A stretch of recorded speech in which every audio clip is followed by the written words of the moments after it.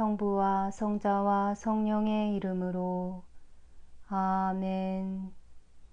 연중 제14주일 독서기도.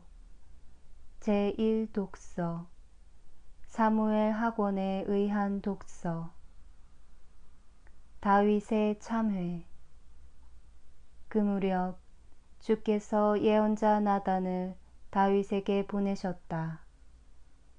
나단은 다윗을 찾아와 이런 이야기를 하였다. 어떤 성에 두 사람이 살고 있었는데 한 사람은 부자였고 한 사람은 가난했습니다.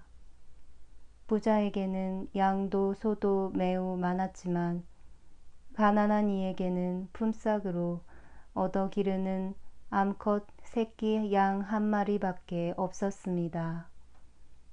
그는 이 새끼 양을 제 자식들과 함께 키우며 한 밥 그릇에서 같이 먹고 같은 잔으로 마시고 잘 때는 친딸이나 다를 바 없이 품에 안고 잤습니다. 그런데 하루는 부잣집에 손님이 하나 찾아왔습니다. 주인은 손님을 대접하는데 자기의 소나 양은 잡기가 아까워 그 가난한 집 새끼 양을 빼앗아 손님 대접을 했습니다. 다윗은 몹시 괘씸한 생각이 들어 나단에게 소리쳤다. 저런 죽일 놈, 세상에 그럴 수가 있느냐. 그런 인정머리 없는 짓을 한 놈을 그냥 둘 수는 없다. 그 양 한 마리를 4배로 갚게 하리라. 그때 나단이 다윗에게 말하였다. 임금님이 바로 그 사람입니다. 이스라엘의 주 하느님께서 이렇게 말씀하셨습니다. 나는 너를 사울의 소나귀에서 빼내어 기름을 붓고 이스라엘의 왕으로 삼았다. 나는 내 상전의 딸과 아내들까지 내 품에 안겨주었다. 나는 온 이스라엘과 유다의 딸들까지 너에게 주었다. 그래도 모자란다면 어떤 여자든지 더 주었을 것이다. 그런데 어찌하여 너는 나를 얕보며 내 눈에 거슬리는 짓을 했느냐. 너는 햇사람 우리야를 칼로 쳐 죽였다. 암몬군의 칼을 빌려 그를 죽이고 그의 아내를 빼앗아 내 아내로 삼았다.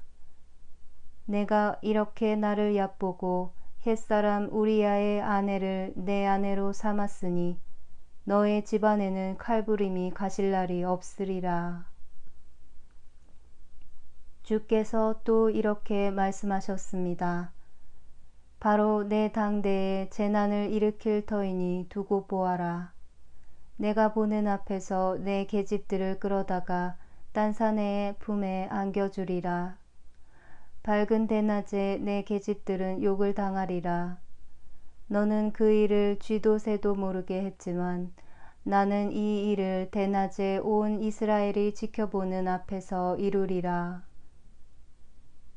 내가 주님께 죄를 지었소. 다윗이 이렇게 자기 죄를 고백하자 나단이 말하였다. 주께서 분명 임금님의 죄를 용서해 주실 것입니다. 그리하여 임금님께서 죽지는 않으실 것입니다. 그러나 임금님께서 주님을 얕보셨으니 우리아의 아내가 낳게 될 아이는 죽을 것입니다. 나단은 이 말을 남기고 집으로 돌아갔다. 주께서 우리아의 아내가 다윗에게 낳아준 아이에게 중병을 내리셨다. 다윗은 식음을 전폐하고 베옷을 걸친 채 밤을 새우며 어린 것을 살려달라고 맨 땅에 엎드려 하느님께 애원하였다. 늙은 신하들이 둘러서서 일어나라고 했으나 그는 일어나지도 아니하고 더불어 음식을 입에 대려고도 하지 않았다. 아기는 마침내 7일 만에 숨을 거두었다. 그러나 신하들은 다윗에게 아기가 죽었다는 것을 차마 알리지 못하고 수군거렸다. 아기가 살아있을 때에도 우리 말을 듣지 않으셨는데 아기가 죽었다는 사실을 알려드리면 무슨 변이 생길지 모른다. 그러나 다윗은 신하들이 수군거리는 것을 보고는 아이가 죽었음을 알아채고 아기가 죽었느냐고 물었다. 신하들이 그렇다고 대답하자 다윗은 땅에서 몸을 일으키더니 목욕을 하고 몸에 기름을 바르고 깨끗한 옷을 갈아입고 주님의 전에 들어가 예배를 올렸다. 그리고는 집에 돌아와 음식을 차려오게 하여 먹기 시작하였다. 신하들이 물었다. 아기가 살아계실 때에는 잡수시지도 않고 아기 생각만 하며 우시더니 막상 아기가 돌아가시자 일어나셔서 음식을 드시니 어찌 된 일입니까? 그가 대답하였다. 그 애가 살아있을 때 굶으며 운 것은 행여 주께서 나를 불쌍히 보시고 아기를 살려주실까 해서였소.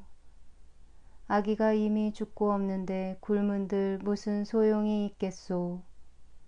내가 굶는다고 죽은 아이가 돌아오겠소. 내가 그 애한테 갈 수는 있지만 그 애가 나한테 돌아올 수는 없지 않소.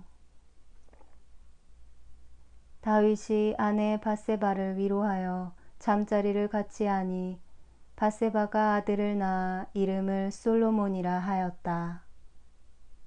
주께서 그 아이를 사랑하셨다. 주께서 예언자 나단을 보내시어 당신이 사랑하는 아이라 하여 여디디야라는 이름을 내리셨다. 내 죄는 바다의 모래알보다 많사오이다. 나는 숱하게 범죄하오며 허다한 잘못 때문에 하늘 높은 곳을 우러러 바라볼 자격조차 없사오니 이는 내가 당신을 진노케 했기 때문이로소이다.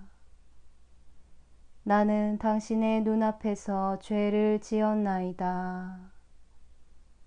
나는 내 죄를 알고 있사오며 내 죄 항상 내 앞에 있삼나이다. 당신께 오로지 당신께 죄를 얻었사고 나는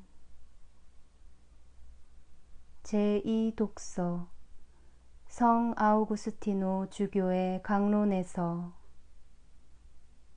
하느님이 받아들이시는 재물은 뉘우치는 마음입니다. 다윗은 고백합니다. 나는 내 죄를 알고 있삼나이다.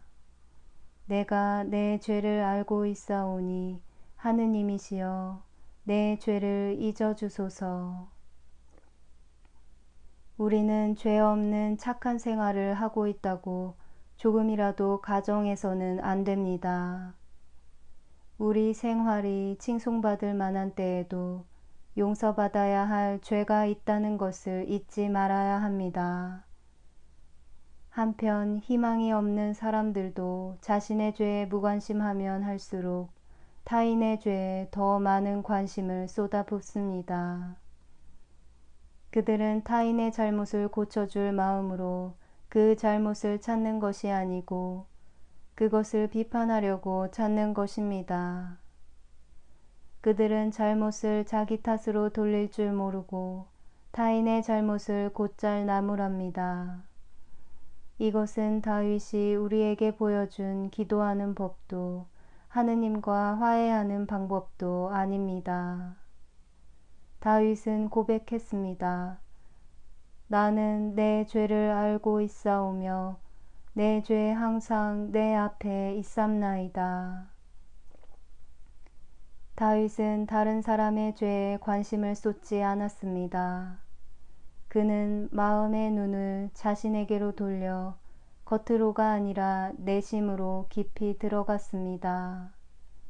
그는 변명하지 않았습니다. 그래서 용서를 청할 때 교만하게 청하지 않았습니다. 여러분은 하느님과 화해하기를 원합니까? 하느님께서 여러분과 화해하시도록 여러분이 무엇을 해야 하는지 알도록 하십시오. 같은 시편에 이런 말씀이 있습니다.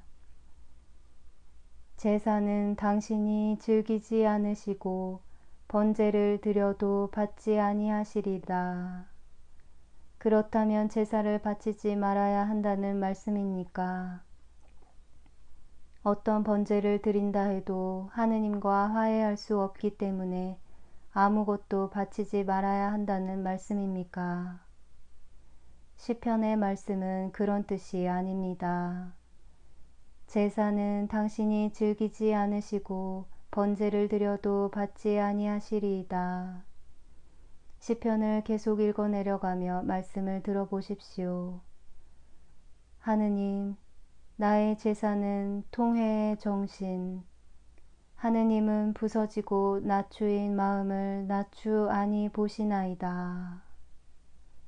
여러분은 이제 이전에 바친 것을 포기하고 앞으로 바쳐야 할 것을 찾아냈습니다. 여러분은 이전에 옛 조상들처럼 제사라고 하는 양의 희생 제물을 바쳤습니다. 그러나 제사는 하느님이 즐기지 않으십니다. 하느님께서는 이전의 제사를 즐기지 않으시고 어떤 새로운 제사를 원하고 계십니다. 다윗은 말합니다. 번제를 드려도 받지 아니하시리이다. 하느님께서 번제를 즐기지 않으신다고 해서 여러분이 제사를 바치지 않아도 된다는 말입니까? 그렇지 않습니다. 하느님, 나의 제사는 통회의 정신. 하느님은 부서지고 낮추인 마음을 낮추아니 보시나이다. 여러분은 이제 바칠 제물을 갖고 있습니다. 이 제물을 양떼에서 고를 필요가 없습니다. 향을 가져오려고 배를 장만하며 먼 지방까지 항해할 필요가 없습니다. 하느님이 즐겨 하시는 것을 여러분의 마음에서 찾아야 합니다.